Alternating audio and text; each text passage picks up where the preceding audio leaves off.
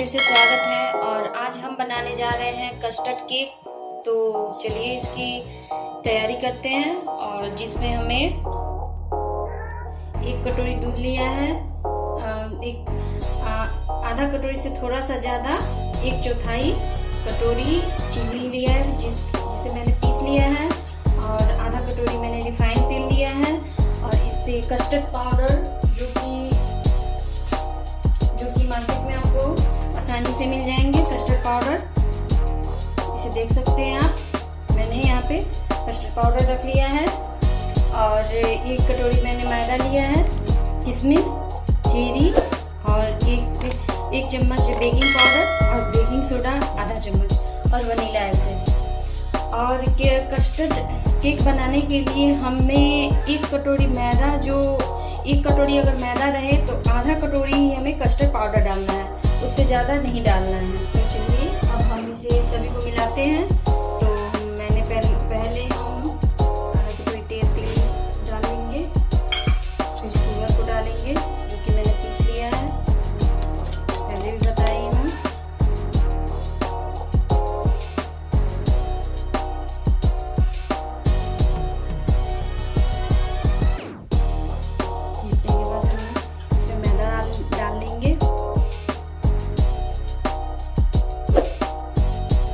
Custard powder था मैं उसे डाल रही हूँ।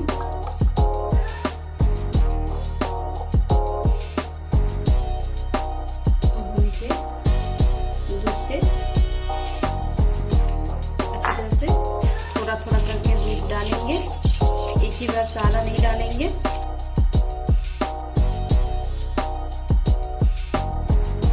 देखिए अच्छी तरह से हमारा जो सभी चीज़ों को डाल लेती है वो मिल गया। अब हम इसमें बेकिंग सोडा डालेंगे, बेकिंग पाउडर, वनीला एसेंस की 5 बूंदे डाल देंगे।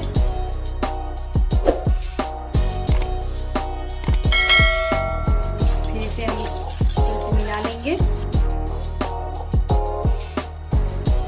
मिलाने के बाद हमने चीनी लिया था, इसमें हम थोड़ा सा मैदा ऐड करेंगे, ताकि मैंने इसके पहले भी आपको वीडियो में बताया था कि हाँ मैदा ऐड करने से हमारी चेरी जो है नीचे नहीं बैठती है, चारों तरफ अच्छे से फैल जाती है।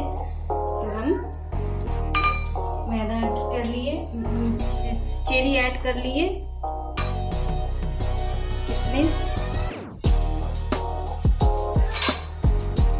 फिर हम सभी चीजों को अच्छी तरह से मिला लेंगे। मिलाने के बाद हम इसे लगभग 5 मिनट के तक ऐसे ही छोड़ देंगे। अब हम अपना आगे का जो प्रोसेस है वो करेंगे। हम इसे बेक करने के लिए एक कढ़ाई लिया है, और कढ़ाई को लगभग 5 मिनट तक गर्म करने के बाद मैंने इसमें बालू डाल दिया है, जिसे रेत भी कह सकते हैं आप लोग, या फिर आप नमक भी डाल सकते हैं। मैं नमक नहीं डालती, बालू ही डालती हूँ। और बालू को हीट होने के लिए लगभग हम 10 मिनट तक इसे फुल फ्लेम पर छोड़ देंगे। हम एक बर्तन लिए हैं, और बर्तन में हम इसमें ऑयल को मिला लेंगे चारों तरफ से, ताकि हमारा जो मिश्रण है वो न चिपके। और इसके बाद हम इसमें मैदा को अच्छी तरह से मिला लेंगे, देख सकते हैं आप। अच्छी तरह से मिलाने के बाद जितना बचा है उसे हम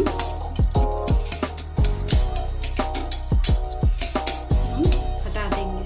और हटाने के बाद हमारा 5 मिनट भी हो चुका है, इसीलिए हम अब इसमें जो मैंने मिश्रण तैयार किया था उसे डाल रही हूँ केक का। अब इसे हल्का सा चारों तरफ से मिला के नीचे दबा देंगे। और अब हमारा कढ़ाई जो है, हमने जो बालू रखा था वो पूरी तरह से हीट हो चुका है। और अब मैंने 1 इंच की कटोरी रख दिया है, और उसके ऊपर से मैंने इस जाली को रख दिया है। और अब मैं इस मिश्रण को इसमें डाल रही हूँ, और अब मैं इसे लगभग, और इसे मैं अब एक बर्तन से ढक दूंगी। और अब मैं इसे लो फ्लेम पर लगभग 35 मिनट तक छोड़ दूंगी बेक होने के लिए। और अब हमारा 35 मिनट हो चुका है और मैं आप लोगों को दिखा सकती हूँ कि हमारा केक भी बिल्कुल पूरी तरह से फूल भी गया है और पक भी गया है। चलिए तो मैं इसे बताती हूँ कि कैसे हमारा केक परफेक्ट उतरा हुआ है।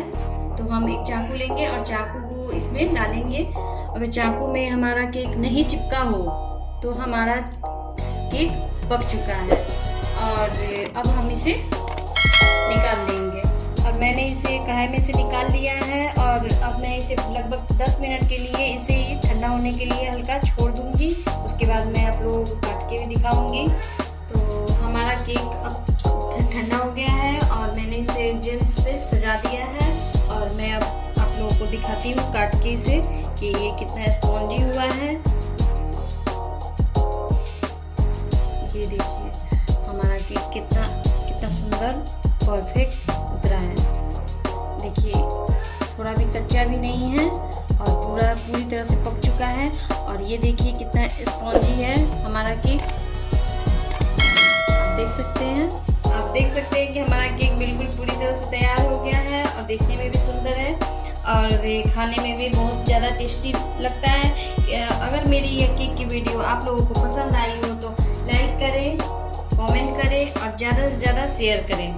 अगर आप लोगों को ऐसी रेसिपी और चाहिए तो मेरे चैनल को सब्सक्राइब करना ना भूलें। Thank you.